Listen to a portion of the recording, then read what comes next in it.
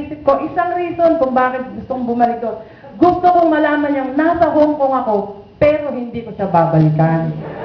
Yun. Gusto ko ipagmalaki sa kanya. Babalik ako ng Hong Kong, pero hindi ko siya babalikan. Yun. Pagkatapos, hanggang sa isang araw, yung cellphone ko nga, hindi nga ako nakakatanggap ng message. Hindi ako nakakatanggap ng message. Tumawag sa kapatid ko. Sinabi nga ng kapatid ko, hindi na namin papayagan yan. Hindi ko na pinapayagan yan.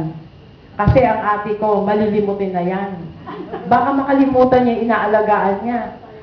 Tapos, masasakitin na yan, sabi niya. Hindi niya kailangan. Tapos doon ko na-realize na binigyan na ako ni Lord ng swerte. Meron na akong anak na nagtatrabaho. Masaya ang buhay ko. Masaya akong nagsiserve kay Lord. Gusto ko pong talikuran yung pagsiserve.